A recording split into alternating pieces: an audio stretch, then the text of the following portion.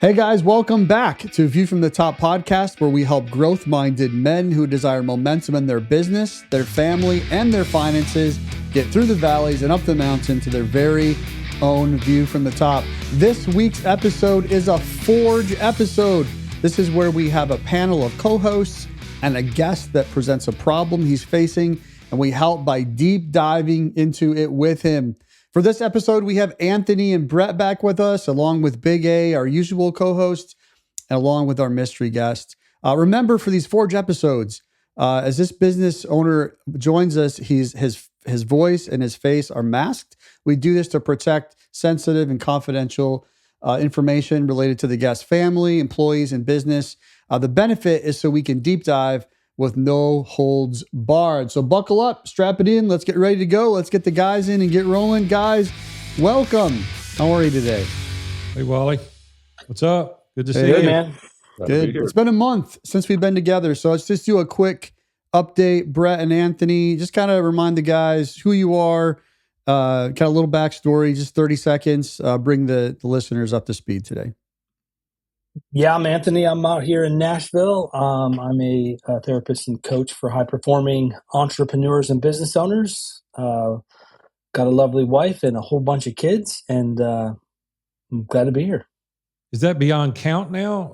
You don't even Yeah, give it a number? I just stopped counting. I just don't even count anymore. And the real number is? The real number is 7. 7. Okay. All right. Is that it? Or That's next it. episode? That's it? Nope, According to what we've been learning lately in Revelation, isn't 7 the number of completeness? That's right. Yeah. So number of completion. That's right. You're there. Anthony's done. You're there. That's cool, man. Good to have you today, Anthony. Good to see you. Brett? Yeah, Brett Barnhart, Tulsa, Oklahoma. Been in the construction business for 22 years. Been married 19. Have 2 kids. Cole's 12 and Addie's 9. So yeah. Glad to be here. And Glad to be back. most recently got his pilot's license. So congratulations on those pilot's licenses, man. I'm looking forward to a little check ride with you. Let's go. I'll come pick you up tomorrow. It's going to be fun. It's going to be fun. He's ready to go. That'll be fun, man. Good to see you guys. Man, I couldn't be more excited today. I'll be honest with you. We do a number of podcast episodes. The Forge is by far my favorite.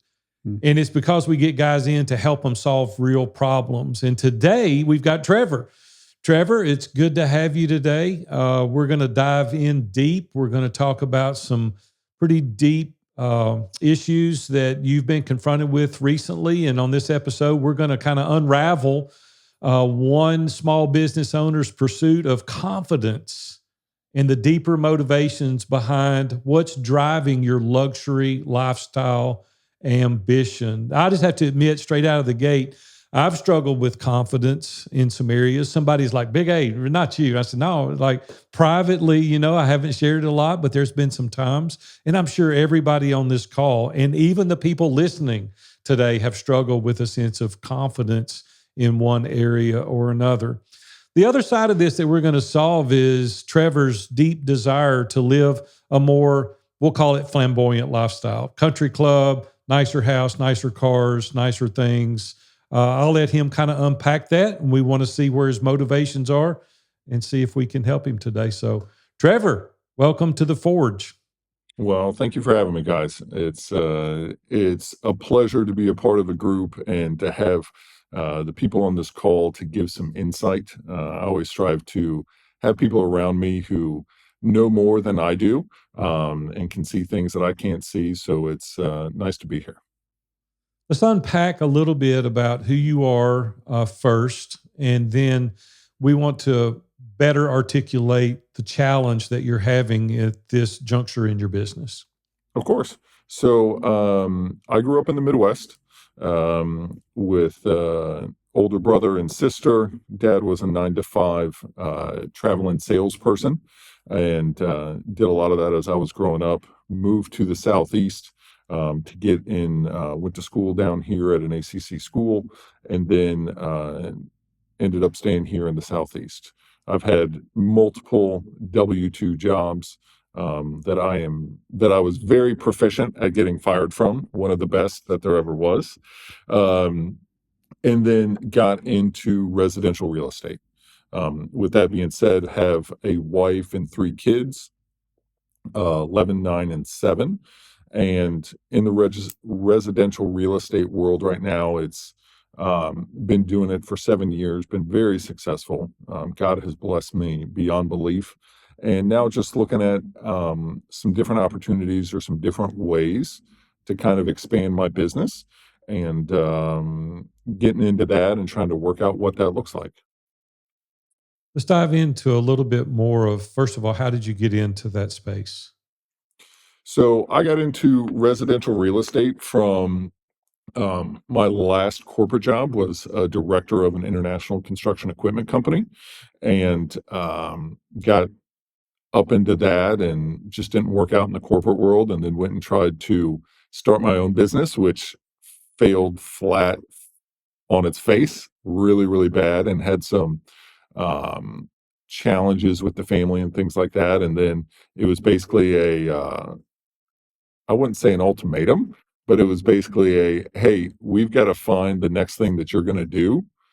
Like, no more bouncing jobs, no more this, that, or the other. We've got to find this and let's stick to it. So then, from some advice from other people in my life, kind of got into the residential real estate, which has been great.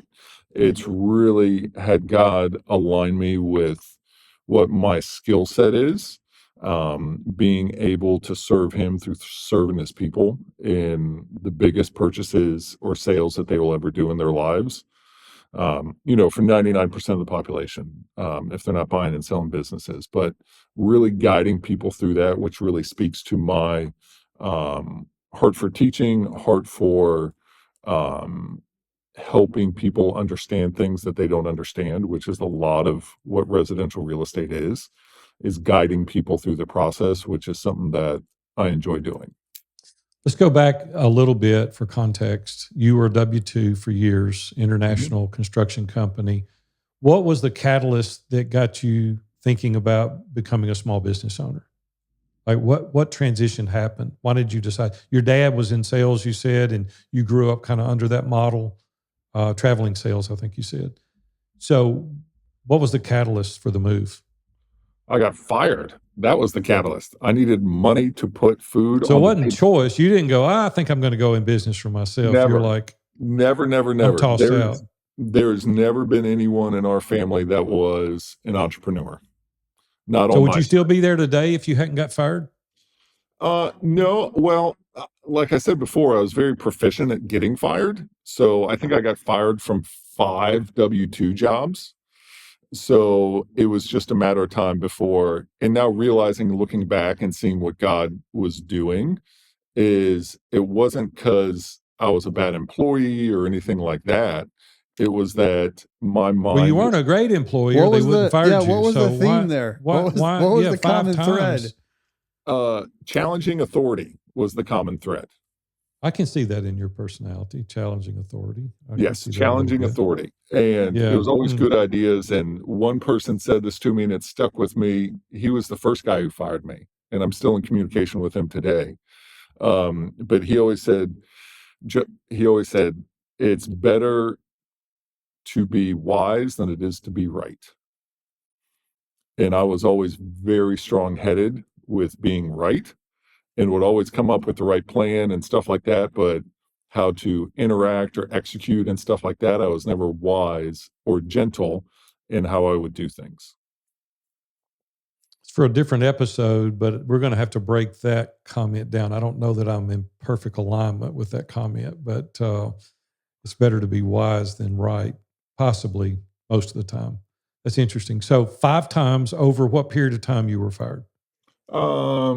Probably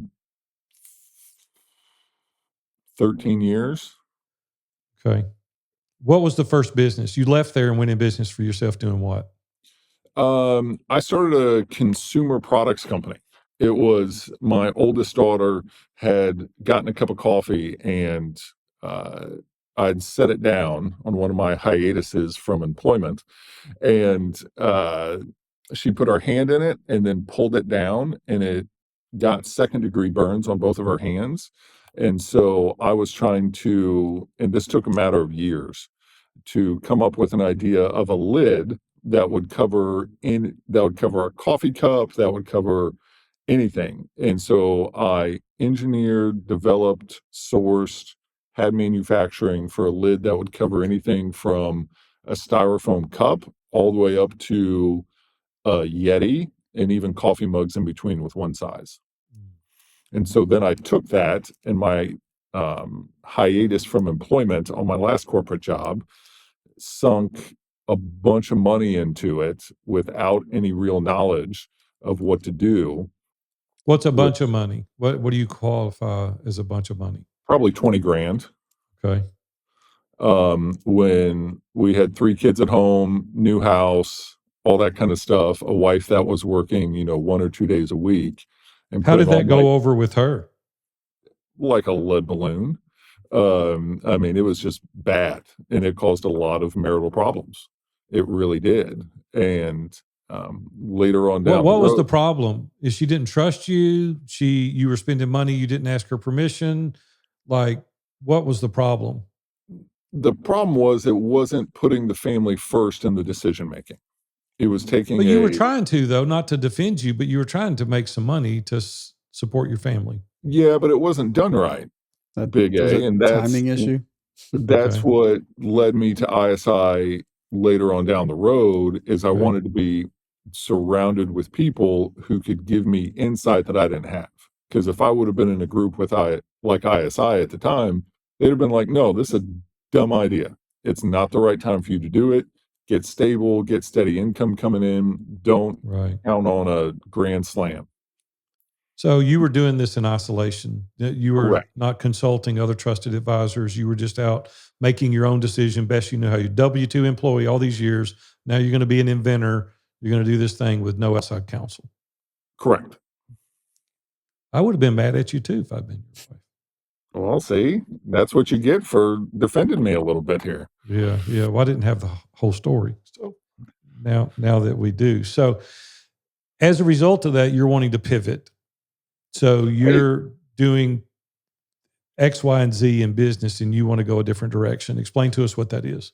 Yeah, so it's in the residential real estate market right now. Things are kind of slowing down a little bit, which is based upon many different factors. That's for another conversation at another time.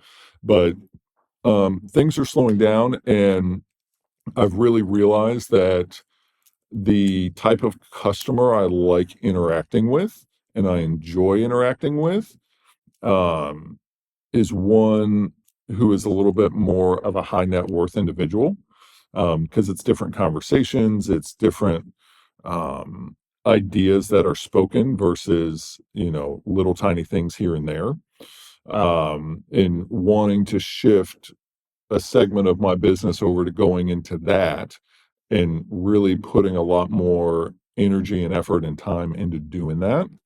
And what's the best way to do that? What are my motivations to do that? And are my motivations pure in wanting to go and do those things?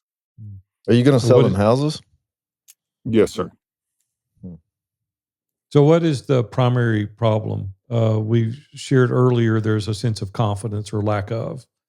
Yeah, I think the big thing with that is just for me is how does that, I'm definitely a person who has a lot of ideas, and having the confidence of, hey, is this a good idea? And then 2, do I have the discipline and the fortitude to continue to move through it? Okay. So What's the- Go ahead. just last question, Brett, does the collapse of the first business, is that impacting your decision to move forward and your wife's decision for you to transition? I mean, I think it has I don't know if it has a direct impact, but if you don't learn from your past mistakes, then you're never going to grow. So I think it's definitely a fishing reference. It's probably an anchor that fully hasn't hit the bottom yet. I got you. Okay, Brett. I mean, to understand it a little more, do you have to step out of the boat you're in to get into that boat? Like, do I you don't. have to? No, I don't. But what it would be is probably a shift in 30% of my time and probably 30% of my marketing budget. In what way? So, and it's a big transition in terms of when you get into those types of spaces, it's very much network oriented. Mhm. And once again, that's not necessarily a network that I have.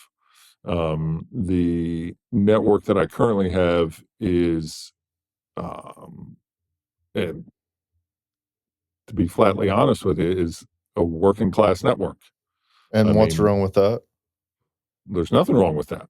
But when you get into the higher price, and I mean, you're in construction, you understand this. The lower dollar amount jobs, you have usually more headaches than you do with the higher amount jobs. And do I want to keep on doing the lower amount with the same amount of headache, or would I rather go to the higher amount, still have that same headache, but get paid more? I would contend you do have to get out of the boat and get in the other boat to make this transition, because your branding is going to be different. Your marketing is different. Your avatar is different. The words that you use are different. You're going to be straddling the fence and attracting different avatars rather than your brand as being, for the lack of a better word, the elite realtor, right? Mhm. You're going to be going to different places, interacting with different people. I contend it's going to be very difficult to stay in both arenas. Okay. Personally, Anthony. I agree. I think it sends a mixed message if you stay in that same boat. And I think partially, I got like 75 questions based on what we've talked about so far. And one of those questions becomes, do you believe in this direction? Like, I'm not sure if at this moment, I'm not sure if I believe in it. Now, we haven't been talking for very long yet. Yeah, I've got some background information on you, but my first initial set of questions that I wrote down before we even started the podcast was, can you see it and do you believe in it?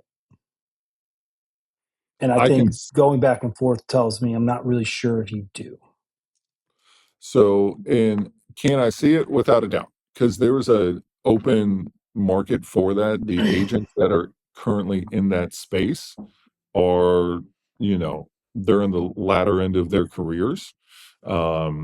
Most of them are female. Nothing against the females in any way, shape, or form, but most of them are female. It is a female dominated industry. There are no males on the luxury side of things. And one of the things that is very big in the region that I'm in is both water and golf. And those are, especially with golf for myself, is something that I thoroughly enjoy and is being very true to myself, and see the opportunity there because no one has cornered that market at all in our region. Do I So believe that how come you haven't done it? that's why we're talking? What's the cost? So all growth comes with a cost, and nobody calcs it. What cost is it going to cost you? So next 6 months, how much is it going to cost you? Next year, how much is it going to cost you? And how many months is it going to take to build this? And what is it going to cost you to get to that point where you're actually credible, selling to these people? They trust you. Essentially, you're going to become their assistant, right? More than you're just going to sell them a house. Uh, I have foundational issues with the word being their assistant. I would put it more as being an advisor, because that's the way I run my business. I'm not an assistant to anybody. I'm an advisor to all, and advising you to make sure that you are educated and empowered to make the best decision that you can for you and your family with your money. So when it comes to the money, I would say once again, the viability of me being trusted in that space, I'm already in the top 2% of performers in my greater geographic area as a high producing agent. That So there's doesn't matter. It's a whole. That's like me selling I don't know, a cheap Macs. car versus an expensive car, right? Like I can go sell a whatever, and then I go over here to sell BMWs. It's a whole different world, right? I would. I don't really. So hang on. You brought up the idea of a different network. As I was listening to you talk, that's one of the things that you brought up that was different that you're going to have to build into than what you have today.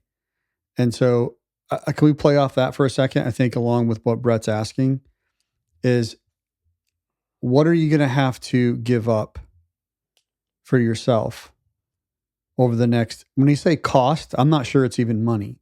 Well, he's not going to sell he's not going to me, he's going to have a bigger sell at the same percentage, but he may sell 5 houses a year instead of 25 houses a year, right? Correct. So if he sells 5 houses a year versus 20, let's say 12 houses, he sells 1 a month, then he goes back to 2, same revenue. Now he has lost all of that income for 6 months, but when he does get a check, it's going to be big freaking check, right? So can you sustain through that growth? Same thing for me in the commercial. I can go work residential and get paid weekly. I can go work commercial and get paid every 120 days. How do I carry myself and my business in between that time to make a bigger profit margin at the end, right?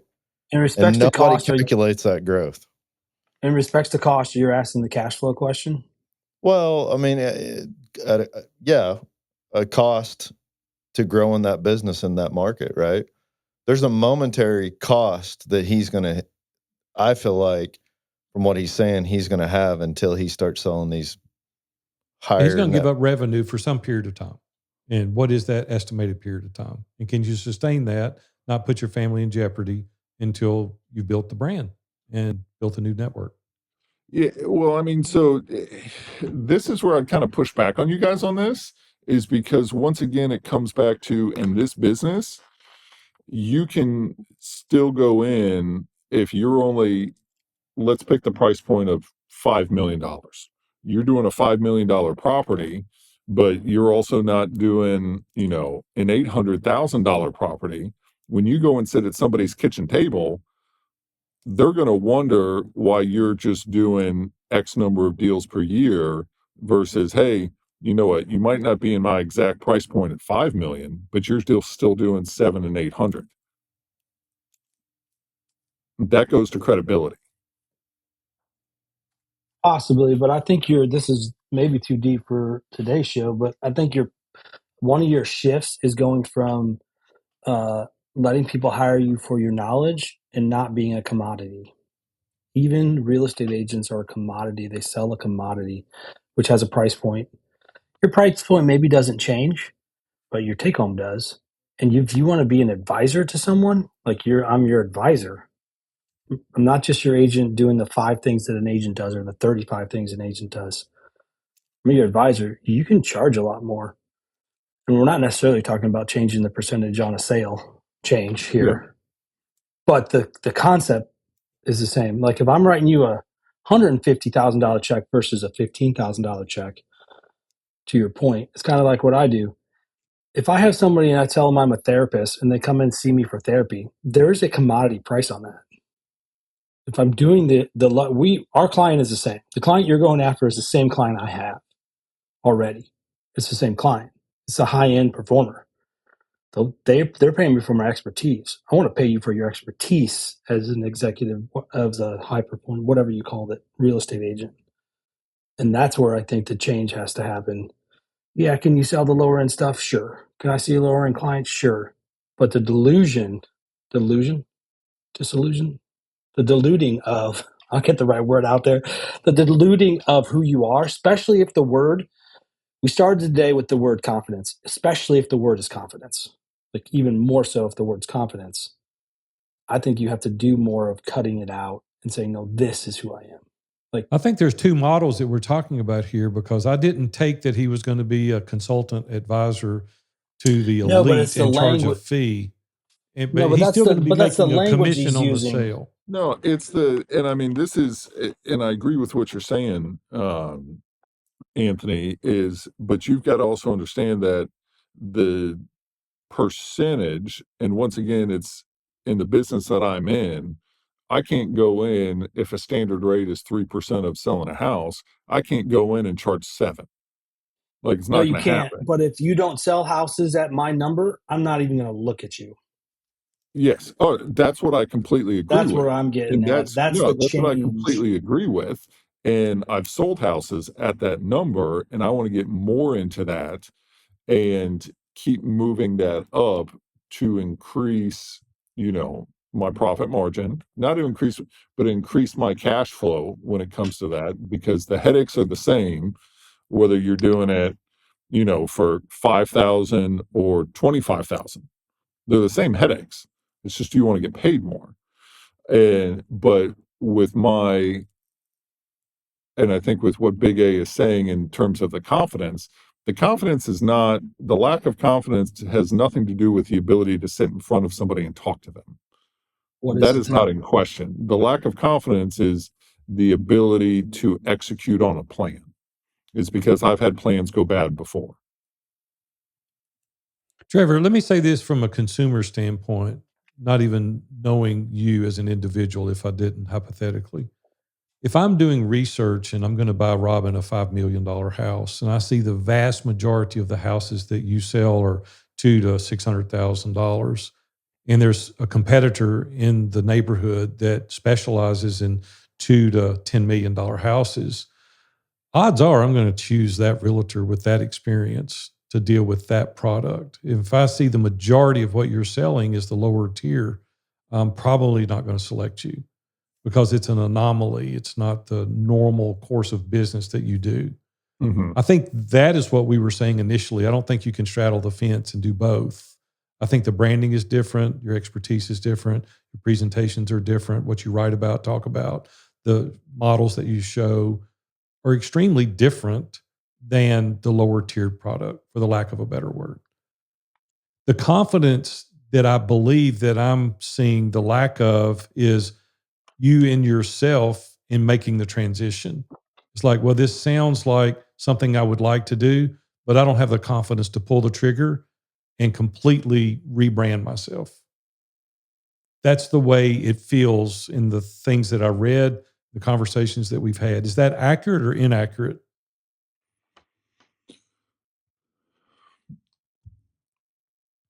I don't know if that's accurate or inaccurate. I mean, because the way, it's not something that I had thought about, was pulling the plug on one whole thing.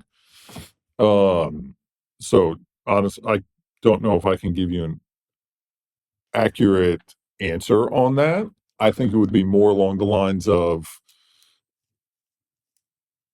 yeah, I don't know if I can give you an Do accurate you want answer. us to tell you what to do? I'd love to hear your insight. We're not going to tell you what to do. We will give you our insight, though. Let me But do you let me wanna throw tell a us what question to out do? there about cost and risk.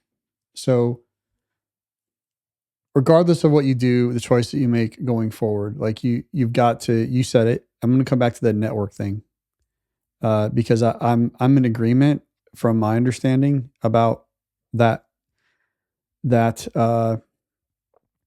level of selling houses, that it's going to be a different type of networking relationship building than what you're doing today in the same way, right? So, yeah. So because of that, my question would be, what does that mean that you're going to, even if you did that simultaneously, let's say you're able to start building some relationships, get network, get a few houses, build up some authority because you've sold some and make that transition, whether it's you're migrating to it or whether you're cutting and doing it, doesn't matter. When you start doing it, my point is this, my question for you is this: what are you afraid of? Like, what are you going to have to give up to go this route versus what you have today in terms of your lifestyle, the choices you get to make every day, the time you get home, the amount of energy and effort you get to put into your wife and your daughters? Like, what is going to be different? Because That's to what I me, it wanna seems know. like, yeah, it seems to me like Good question. when you say network and you say high net worth individuals, what I hear is like, they've got to have your time. So one of the things they will require more of you, I would think, is your attention.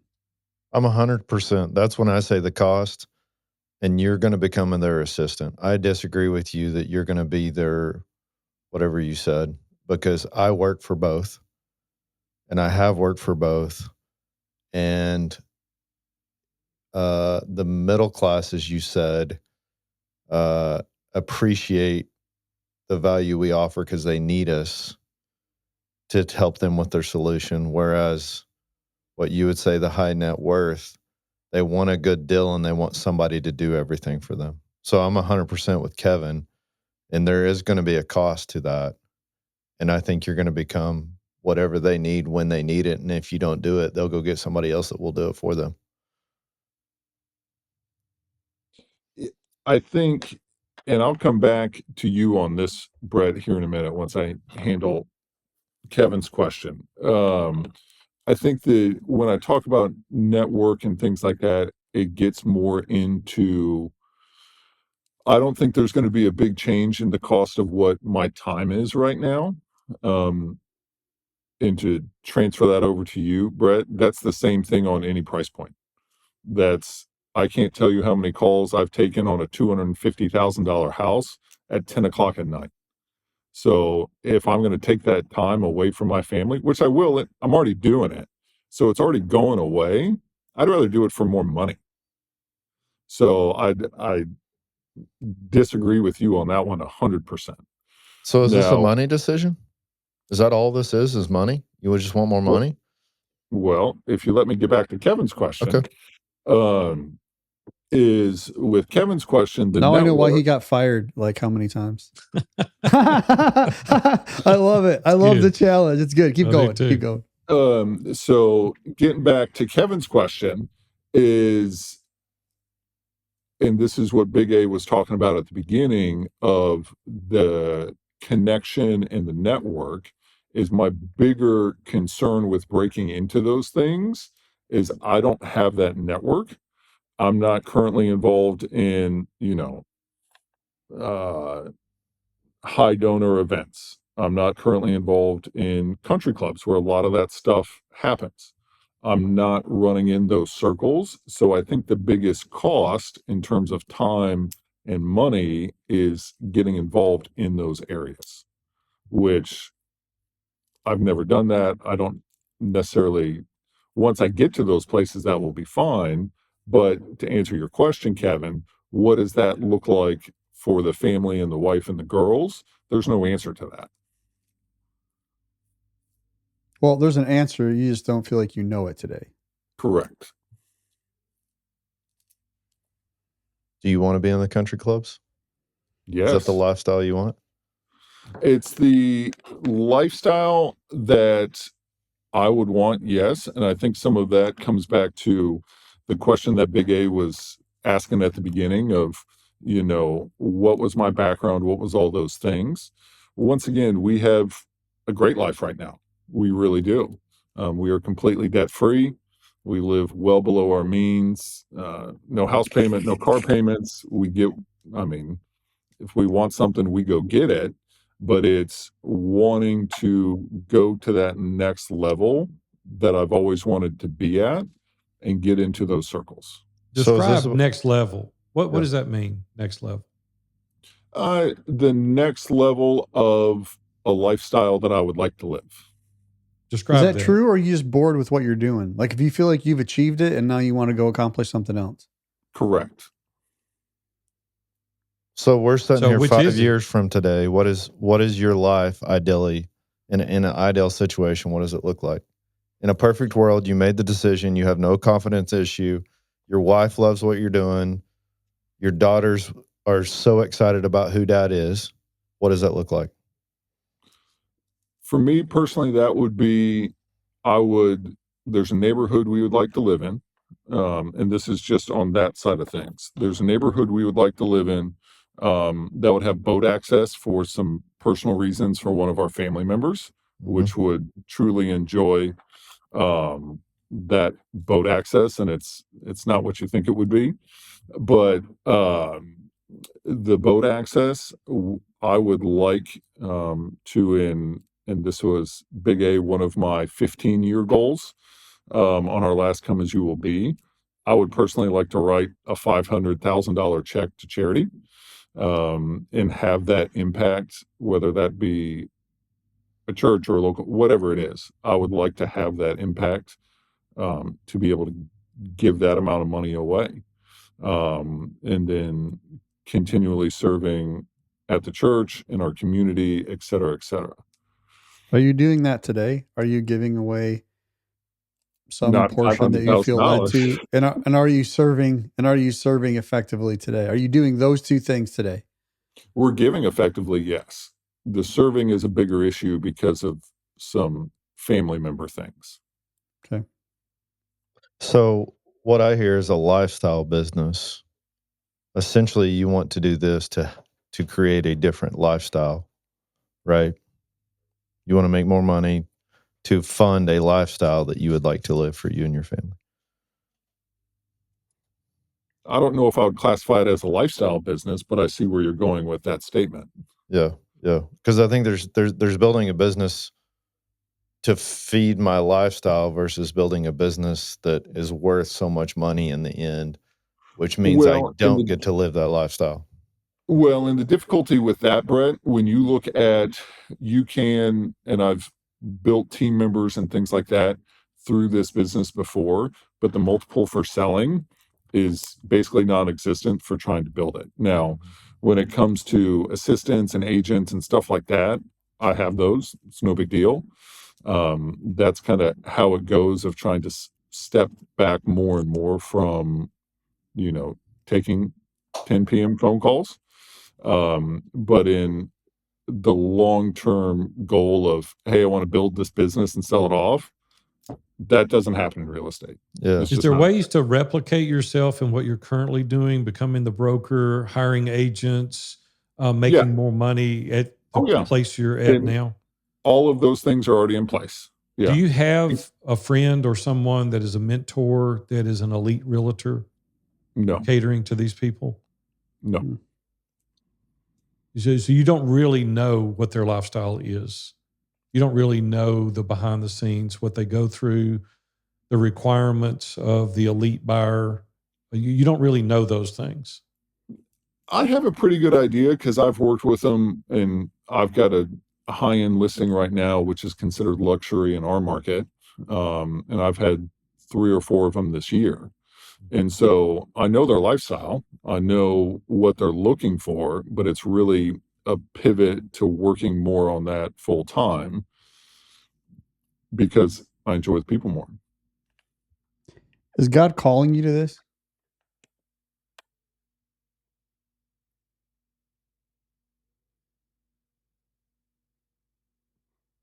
I couldn't say yes or no.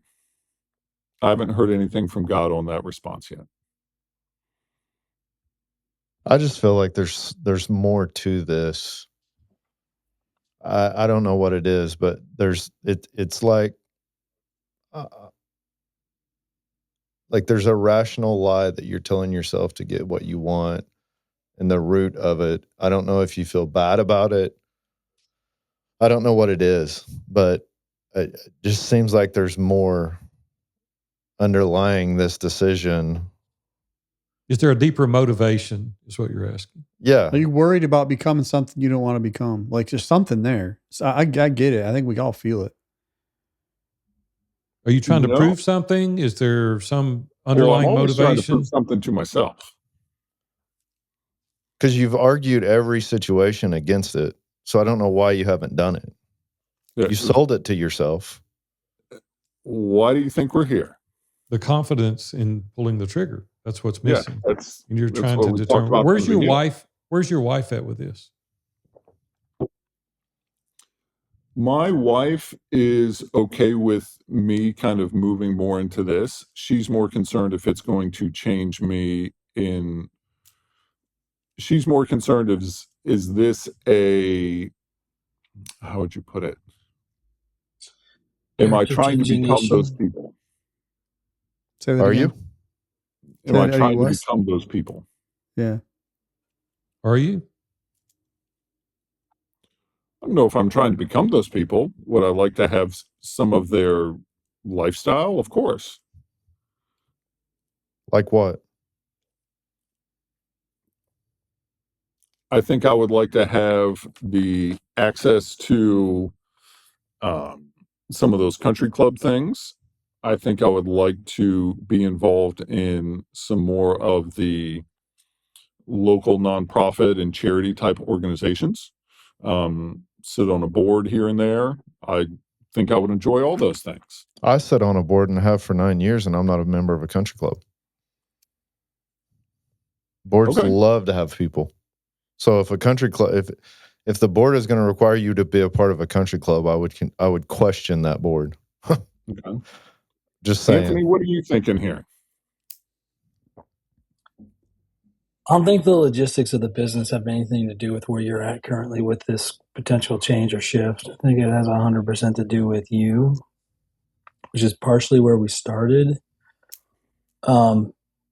One of my notes, I've kind of been taking some notes as I've been thinking, as everybody's been talking, is there seems to be a confidence issue. We use that word already here with, and I'm not sure if it's all of these things or one of these things, but with what you want, what you believe, what you think you can do, with who you are even. I think that's where the confidence piece is, potentially.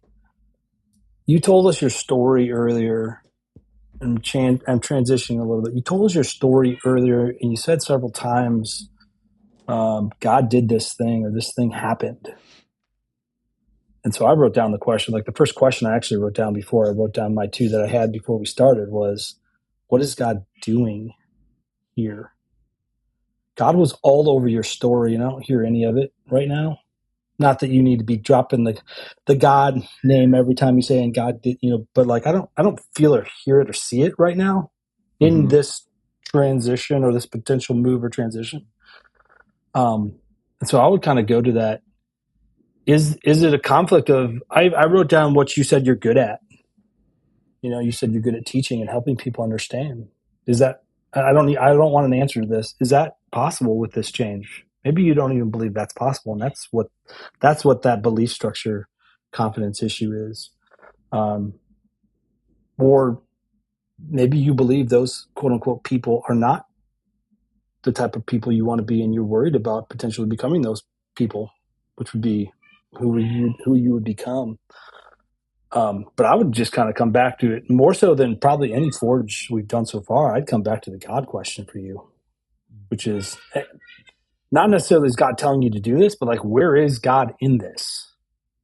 And maybe that go back to my original question, which is, can you see it and do you believe it? Maybe if I add another word in there, can you see God in this? And not like right now, today in this decision process, but like over there, way down there. Like I'll make it personal for a second and say, I work with high performance because I can see God there. I'm not going to lie. They pay me a lot more than the person that sits on my couch. But there's a ton more opportunity for me. The God part is huge for me, like just massive, because I'm a know, like, and trust. And I can say, hey, I think you're missing the God thing. I'm just wondering that for you because you said that. And then I'm just rambling. But another thing you said earlier was isolation. Or you didn't use the word isolation, but I wrote down the question, is part of the issue now? Now you're here with us. And so maybe this is moot, but are you doing or making this decision in isolation? Because you said earlier that that's one of the things you did when you made your mistakes. So to say all that, there's a lot of things. It was like 17 questions or comments in one, but that's kind of what I've been. I think it has to do with you. I don't think although I think Brett has got great points. I think we've had good points on the business transition and the personal switch. I don't think that has anything to do with it personally right now, from what I'm hearing. Okay. Trevor, just a couple of things I want to encourage you. We're going to go around with final comments related to your confidence in the luxury lifestyle that you're opting to pursue. I think it would be healthy for you to get a mentor in this space that you could even pay and say, hey, I'd like to be in this space. this is one of the lessons learned from the last experience that you had. You didn't have a mentor. You didn't have someone that walked that journey with you, and you made horrific mistakes and cost you a lot of money. We don't want to see you repeat that again. So I think you need to start interviewing, treating to dinner, paying a fee to some mentor in this space so that you really understand what it is that you're getting into. Really count the cost. I think you're going to be surprised at the demands that's going to be placed on you by some of these people. You may or may not want to do that. Maybe, maybe not. I think the demand is going to be greater because people of that caliber is used to getting what they want, and it's no shortage of demands on our time. And we've built high-end residents when I own a construction company, and I've dealt with that customer for almost 10 years, and I know exactly the demands that were placed on us to accomplish the things that they wanted. So I would just be mindful of that. So my closing comments to you is going to be to get a mentor in that space that can walk you on that journey. Anthony. Yeah, so I think my kind of final comments would be, you said earlier, hey, it's confidence in believing that you can successfully do the plan. I think I'm with Big A on part of this, and so get accountability on that. Like on that, so here's the plan, here's what I'm doing. And I think a mentor in the space would be great to help figure out what that is. And then find somebody, maybe it's the same person, that is specific. I'm going to use the word accountability. That is, are you doing the plan? Are you executing the plan? Are we doing the plan? It's it's akin to hiring your own boss to help you make sure you're getting it done. Okay. Brett? I love your plan. I love to hear where you want to be in 5 years. I still think there's way more to unpack in this. I will say, in my experience working for both customers, the higher end customer has come at a much bigger cost of my time. And we can even talk on this afterwards, but even writing checks back, because there's this obligation that the core group of people they hang out with is that they go and tell them how great it is to work with our business, right? So I'm always trying to protect that. I think on the other side of things, I don't know if there's guilt. I don't know what it is about living that lifestyle, but there's been times where I felt guilty about a certain lifestyle. And as long as it doesn't change who I am, and as long as I continue to build God's kingdom and not Brett's kingdom, I think it's okay to want those things. I think it's okay to go live that lifestyle. And so many times there's people around us that kind of beat us up for living that life. And as you grow and as you go, you get more alone as you continue to build and become successful. So I would encourage you, whatever that is, if you want those things and you can afford it and maintain the lifestyle, you've created a great personal lifestyle for yourself and where you're at financially. I think that's incredible. If you can maintain that and you want it, go for it. Like, go live that, right? If you want to be a part of that country club, that's okay. Some people will disagree with you, but that's just part of it. So, yeah, that's my thoughts. That's good. Wally? Yeah, I'm going to go back to, what's God's calling on your life in this? And you can't answer that today, obviously. You didn't have an answer. So I think searching more through that. I love what Anthony said about, like, where is God in this? It might not be right here, it may be out here, but where is he? If he's not in it anywhere, then that'd be a red flag. I don't want to figure that out. I wrote down a note, even while Big A was talking, of getting some type of a mentor or some type of someone you can invest some time with to understand more about what would be required of you. I do think you're looking for a new challenge. I know you a little bit. We're good friends off air, full disclosure. And I know you're looking for a new challenge. And not that you're bored with what you're doing, but I definitely think that there's a new challenge you're looking for, given the softer market and some other things. You've done well. How can you continue to do well? I don't think that's a bad thing. I just think it's something to be completely forward about for yourself. And with your wife, don't become somebody that you aren't. And I think identifying, I just watched this, it wasn't a very I mean, it was an okay documentary on Casting Crowns and the Christian music group. I've listened to their stuff over the years. I just never like paid attention deeply who they are.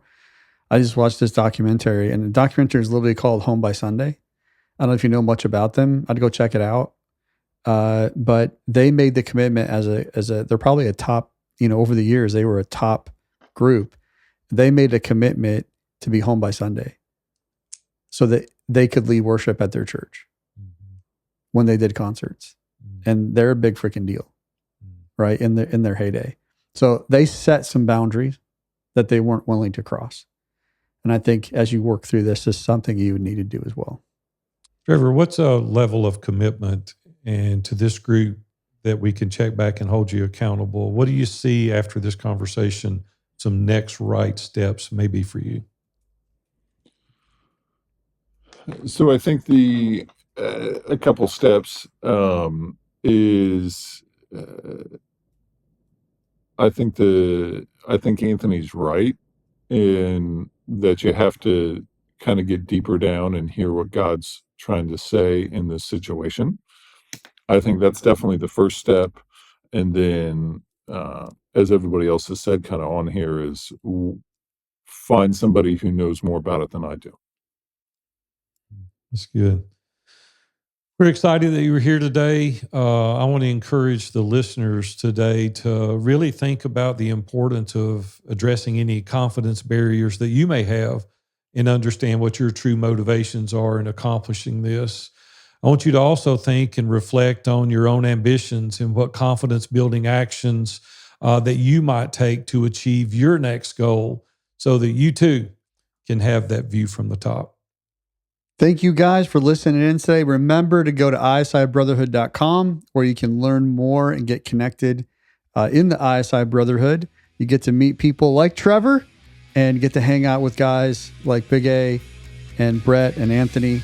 We'd love to see you in there. That's isibrotherhood.com. If we don't see you in there, we will see you next week.